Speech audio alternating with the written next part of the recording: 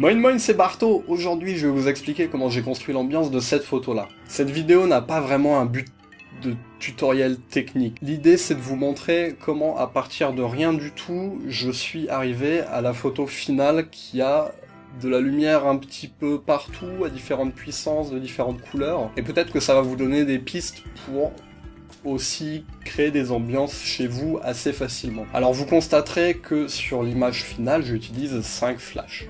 1, 2, 3, 4, 5. Mais vous n'êtes pas obligé d'avoir 5 flashs, vous pouvez avoir juste une vieille lampe de chantier que vous n'utilisez pas et vous pouvez bricoler des choses chez vous. Trêve de bavardage, je vais vous montrer directement sur l'écran à quoi ça ressemble au début et comment on arrive à la photo finale. Alors ça, c'est vraiment la première photo que j'ai faite pour voir si mon cadrage pourrait fonctionner.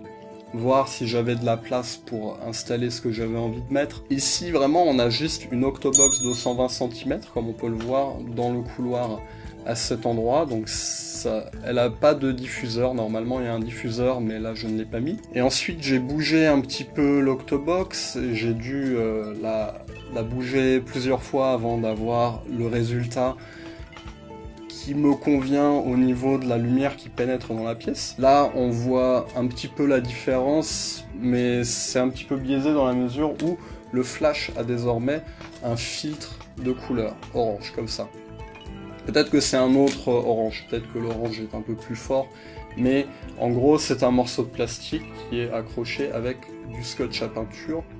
Il faut faire attention de laisser un petit peu d'espace pour la circulation d'air, mais c'est pas le sujet de cette vidéo, c'est juste pour vous montrer que en mettant juste un bout de plastique sur une lumière, vous avez une lumière qui change de couleur. Ici on peut voir que j'ai raccroché des photos, tout au long en fait du processus, en même temps que je compose sur la lumière, ici je bouge des éléments, je vois comment ça peut changer. Ici par exemple j'ai ajouté du liquide dans le verre, je me suis mis dans le cadre pour voir comment la lumière allait agir sur moi. J'ai mis une lumière posée différemment avec cette fois un filtre bleu, on peut constater qu'elle vient de la gauche et elle vient juste mettre un petit peu d'ambiance bleue.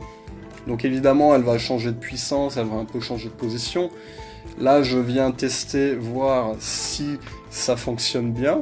Dans la photo suivante j'ajoute une lumière rose qui va venir de la droite et qui va être posée sur le sol dans une softbox tout simplement. De la même manière que la lumière bleue qui étaient toutes les deux posées sur le sol. Ici en bas on a une lanterne à l'intérieur de ce cabinet et c'est logique d'avoir de la lumière dans une lanterne et ça rajoute un petit peu un petit quelque chose qui va dire oui il y a de la lumière partout, il y a des couleurs. Là en l'occurrence c'est blanc parce que le flash est tout nu. Et donc sur la photo suivante je regarde sur moi si cette lumière blanche agit relativement peu, mais on a un reflet sur le sol que j'aime plutôt bien.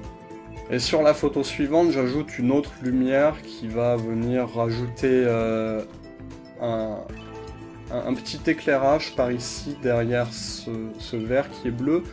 Là, j'ai trouvé que c'était un petit peu trop fort, donc sur la suite, je la réduis et je la camoufle un petit peu en bougeant ce livre. Le livre est un petit peu ouvert. Et là, on commence à avoir quelque chose qui me plaît. J'ai retravaillé mon cadrage sur la photo suivante, c'est bien ce que je me disais. Il faut faire attention aux petits détails. Là, par exemple, j'avais... non, ça c'est sur mon sol en fait. À moins de changer le parquet, j'y peux pas grand chose. Mais par exemple, si on regarde par rapport à la première photo, ici on peut voir un vieux sac qui ne sert à rien, et puis là il y a une poussière. La poussière ça s'enlève. Donc je fais beaucoup de tests là, on peut voir c'est la 49e photo. Il faut vraiment, quand vous êtes en train de composer une ambiance avec plusieurs lumières comme ça, si vous décidez de bouger une lumière, ne bougez que cette lumière. À moins... Mais non en fait, non, même si vous êtes vraiment sûr de ce que vous êtes en train de faire, bougez une seule lumière à la fois, même si c'est juste la puissance, même si c'est juste un petit peu la position, et regardez ce que ça donne. Ensuite, s'il y en a d'autres que vous voulez bouger, faites-le, mais une par une. Parce que si vous commencez à installer vos 5 lumières d'un coup, sans regarder à un seul moment qu'est-ce que ça va donner, vous allez avoir 5 sources de lumière qui se battent qui se battent, bon gros battle royale, et vous ne saurez plus qu'est-ce qui fait quoi et qu'est-ce qu'il faut changer. Je vous conseille vraiment d'y aller pas à pas et de prendre votre temps, une lumière à la fois. Et une lumière à la fois, vous aurez votre ambiance qui se construit.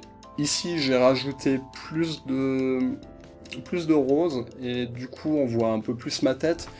Et là, on arrive à quasiment la photo finale. Quand je suis en train de faire un portrait de quelqu'un, j'aime pas que ce soit statique, donc les autoportraits c'est pareil. S'il y a un mouvement, si votre modèle il est en train de faire un mouvement, si c'est dynamique, ça fonctionne mieux. Donc là, ça c'est la photo finale en RAW. Donc j'ai la télécommande qui est cachée dans ma main ici, et il y a un léger retardateur, c'est-à-dire que j'appuie sur la télécommande, ensuite il se passe 2 secondes et la photo se prend. Et du coup à chaque fois j'étais en train de marcher pour marcher assez lentement, parce que j'ai pas beaucoup de place pour prendre mon élan et courir, et c'était pas trop ce que je voulais faire. Mais à chaque fois, il y a un mouvement qui se passe, et je sais pas si ça transparaît sur la photo, mais c'est mieux que d'être statique, parce que si vous êtes statique, vous n'allez pas savoir comment vous positionner. Donc ça, c'est la photo finale en RAW. Ça, c'est la photo finale avec déjà quelques retouches, donc on a du contraste, mais ça c'est pas très important. Ensuite, ça, c'est du Photoshop, et il me semble que celle-là, c'est la dernière. Ouais. Donc, on peut voir qu'il y a beaucoup d'accentuation de lumière et de couleurs que vous pouvez faire avec Photoshop. Là, forcément, sur la photo brute, bah c'est terne, mais c'est le principe d'une photo en RAW, c'est que c'est terne et qu'ensuite on peut rattraper des choses en post-production. On rajoute du contraste, de la saturation, et du coup ça pète à la fin. Et même si là j'ai une zone un petit peu dans l'ombre, bah ça se rattrape en rehaussant les ombres, et puis sur Photoshop ensuite ça fonctionne bien. Là on peut voir que ma tête n'est plus trop dans l'ombre. Si on peut avoir tout qui est éclairé vraiment bien de base, c'est parfait, il faut le faire. Mais des fois on est obligé de tricher un petit peu. Je vais pas m'étendre sur la post-production parce que c'est pas le but de cette vidéo. Là, c'était vraiment...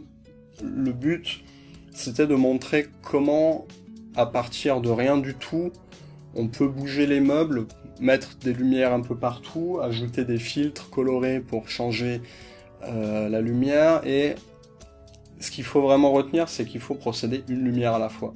Vous mettez une lumière, vous la bougez, ensuite dès que vous êtes satisfait, vous pouvez en ajouter autant que vous voulez. Mais il faut pas non plus mettre des lumières juste pour mettre des lumières, il faut que ça ait un petit peu un sens. Et là l'idée c'est que je sors de chez moi, c'est une transition, je sors de mon studio pour aller faire des trucs à l'extérieur. Donc l'extérieur, il y a du soleil, c'est tout beau, c'est tout orange. Et puis à l'intérieur, on a une ambiance cosy avec du bleu, du rose, et il y a plein d'éléments qui sont présents sur la photo, qui ont été dans des photos précédentes. Par exemple ce cactus, on peut voir qu'il est mort, le pauvre. Les tubes à essai, la boîte de mini burger, le verre aussi, qui s'est aussi retrouvé sur d'autres photos par la suite, les tasses de café. Je crois que c'est tout pour aujourd'hui.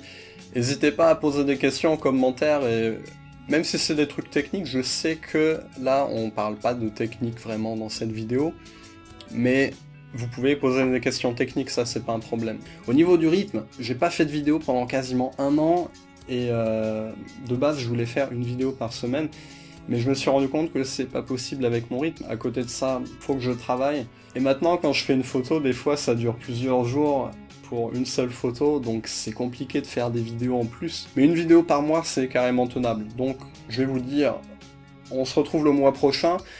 N'hésitez vraiment pas à me suivre sur Instagram, c'est en général là que je poste mes nouvelles photos, donc le rythme est pas très soutenu non plus, mais comme je vous disais, il faut des fois plusieurs jours maintenant pour avoir une photo, et donc forcément il y a moins de photos qui sortent, mais il y en a quand même, donc allez-y, suivez-moi, et puis on se retrouve bientôt.